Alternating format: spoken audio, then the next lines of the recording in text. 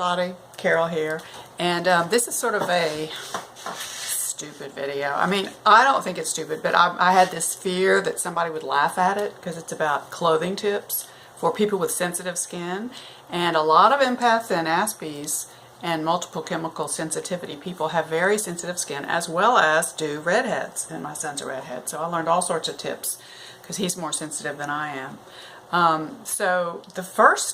So I'm going to offer several tips on how to dress that you may not have considered that'll just make your life easier.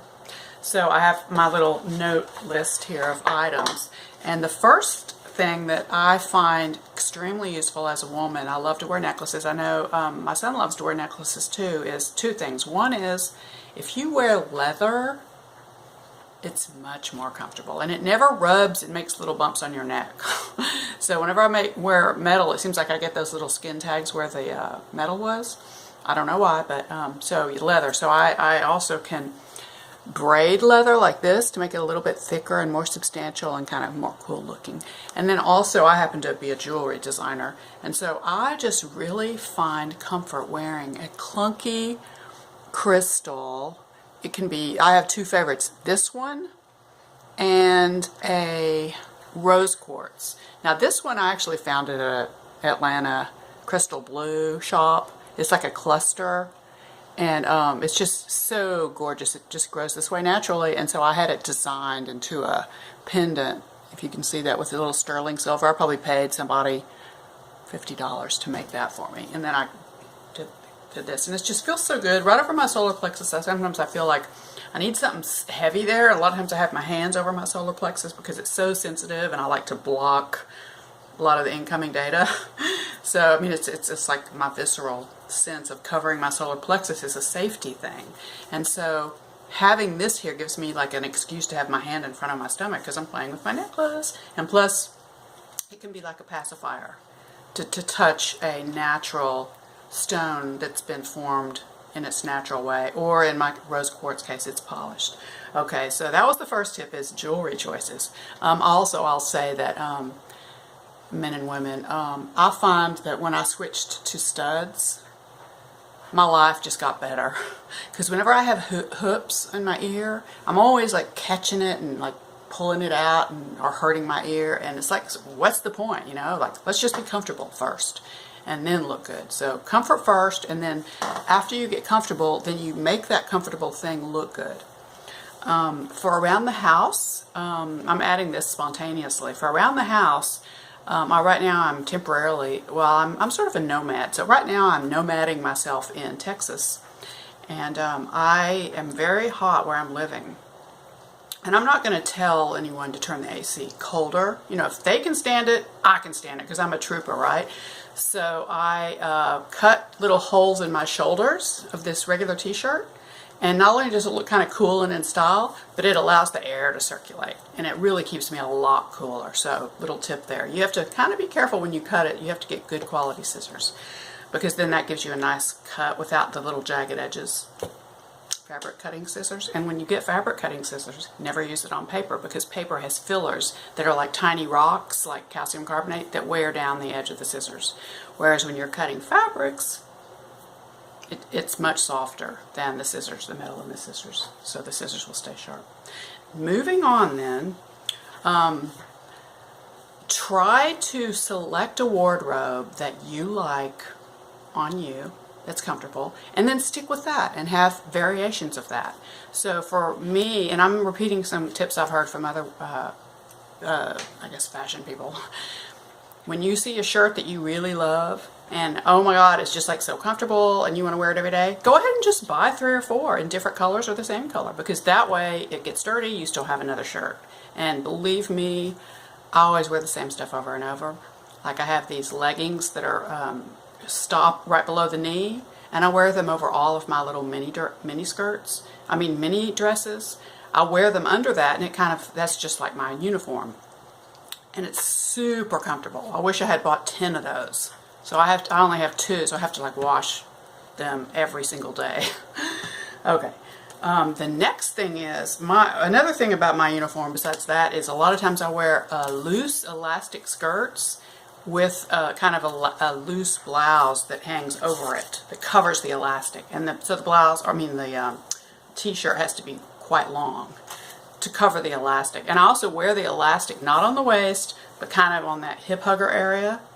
And it stays nicely there, but it can't be tight at all. In fact, it's so loose that you can just pretty much pull it, and it'll just pull right up. So if anyone sees me walking down the street and you take my skirt and you give it a little tug, it'll come off. So that's just a little secret. You don't want to reveal that to anyone, but if you're in junior high or something, middle school, those mean kids, they'll just pull your skirt right off. But it's the only way to wear a skirt, because as a sensitive person, I can't stand to wear anything tight around my stomach. Or even, I kind of wear my low elastic over my bladder. It just happens to be right over the bladder. And sometimes it'll actually ache. My bladder will start to ache because that little bit of a pressure is on there. And that's my body telling me that it can't stand that. So I wear very loose elastic. Okay, so here's a skirt I got. And I'm going to suggest, a lot of Aspies don't really go for the money. They look for jobs that are doable for them, like that don't have fluorescence. I wish I had done that. What I did was I did the worst thing. I got a PhD in chemical engineering, and then I did the corporate round, for 20 years or so, and I was always under fluorescence, and it got worse and worse. Now I can't stand fluorescence at all. They just give me an immediate bad feeling. But point being is, so if you're not going to follow my path, which I recommend that you do not go into the corporate world, because money isn't everything. And look at me, I'm not rich now. And in order to sustain a lifestyle of working in the corporate world, you have to spend a lot of money to fit in and wear the expensive clothes. But if you're going to have like a job as an artist or a craftsperson or, restaurant or, service or library, whatever, or doing gardening, things like that, you can shop at Goodwill, and that'll save you a lot of money. Now, some people have the heebie-jeebies about wearing used clothes, and if you have the heebie-jeebies about wearing used clothes, all the power to you. Don't wear used clothes. But I don't, and I like to wash my new finds at Goodwill, my vintage finds, in very hot water and natural soap, and then I usually alter them to fit me. And this is a skirt I got. It's like tie-dyed, gorgeous pure cotton, just perfect for around the house when I want to be, that I'm totally hot and sweaty, and this is like the minimum thing I can wear with a very loose t-shirt. Okay, so isn't that cool? See? Okay, so look, the elastic on it was completely shrunken and like this big around. And so if you can see the, I think that's called the casing. It's like a little tube they sew where the elastic is. So if you get the kind of skirt where the elastic is not sewn in, but it's loose, you can use a little tool like this to cut a hole. This is called a seam ripper. And you can get this at, Joann's Fabrics. I have like one of these in every room because you need them for many things if you have sensitive skin.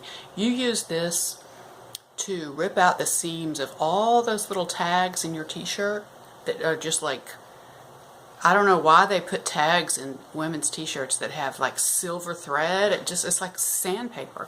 So whenever I get anything new or used, I come home and I rip out the seam. You have to do it thread by thread. So like if there's a tag and there's usually two little seams on the edges of the tag, you go and you do thread by thread, because there's like maybe 10 stitches on each one that sews the tag on back here or on your waist, whatever, and you just rip out each seam, each little stitch. You rip it out and be real careful not to rip your fabric of your of your clothing. So I also use this to cut inside here. Okay, so this is the outside. This is what the world sees. But this is what my skin sees. And so down at the bottom, where no one's going to see, I'll cut a little cut right there, about 1/4 inch, okay? So I already did it for this, and I'll show it to you. And, okay, I'll show it to you.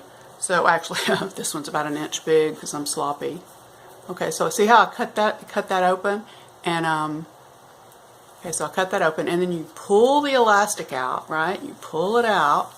Okay, now I extended this elastic. I made it, I sewed a little tie on it, but that's just, do whatever you want, but this is what I'm suggesting. So here's your elastic, right? And it's too tight, so you want to make it bigger. How do you make it bigger? don't bother with a sewing machine unless you really are, whatever, you know, picky. But I take the elastic, and I have a little sample here. This is a sample of elastic, so I can demonstrate the concept. And how do you make a piece of elastic like this bigger? Well, you take your scissors. Where'd my scissors go? Here they are. Okay. And you cut a geometric pattern like this. You cut it exactly halfway, okay? Exactly halfway in 2 places. Try to not cut it too much because you want it to be strong enough to hold together if you stretch it a lot. Okay, see those 2 cuts? And then you turn it over and you cut in the middle of there exactly, and on the side of one of them, and maybe on the side of the other. Let's just make it really big. Okay, now see what I've done? I made a little geometric pattern, and now when it stretches, I've just made the elastic stretch a whole bunch more. And you do that as much as you need to until it's like really loose on your skin. But it has to be tight enough, just tight enough to hold it up as securely as you need. You have to balance it between how tight you want it to hold the skirt on to how loose you want it to be for comfort. And if you have a very lightweight skirt, you can get away with it being very loose, and then it'll be comfortable. Now in the winter time, if you're wearing like a corduroy, you know, or a leather skirt, this may not work unless you have super, super thick elastic. Or you might just want to take the elastic out and add more elastic, because then it might not, well, let me see. Well, if you had a really heavy skirt, you might not want to have loose elastic holding it up, because the skirt would pull it down. And if you tighten it enough to hold the heavy skirt up, it might be too tight for your belly. That's kind of how I am. So in the winter, I have, you know, I just wear like pants. Okay. So this is it. So what I did for this one, this is like a more sophisticated way, because a lot of times the elastic will shrink each time you wash it. And so I wanted this to be adjustable because I knew I was going to wear it like every day, or every time it was clean I was going to wear it.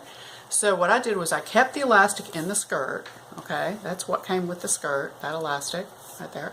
And then I took my little $25 sewing machine that I bought at Goodwill, and I sewed on a tie. And here's another tie. So when you pull it back up and pull the elastic back into it, you can adjust how tight you want it to be, and then you just tuck this. Okay, so here it is. This is against my skin. See, this is against my skin. So you tie it, and you tie it the tightness you want, and then you just tuck it in like that. No one knows there's a bow there. So anyway, that's my second tip on terms of cotton skirts. Moving on. Where did my list go? Okay, emotions are messengers. No, that's not my list. My list is over here. By the way, emotions are messengers, and we should listen to our emotions. All right, clothing tips: leather cord, chunky crystal, shopping at Goodwill, choose a set of basic colors. For me, I choose black with jeans. That's like my basic uniform. And you know, a lot of guys, they wear that every day of their lives and nobody says anything. They always look good. They always look together. They always look hip and style. The black hides your nipples, you know, because it's dark, and white doesn't, you know, so that's why black is good. Plus it's a classic color and everybody looks good in it.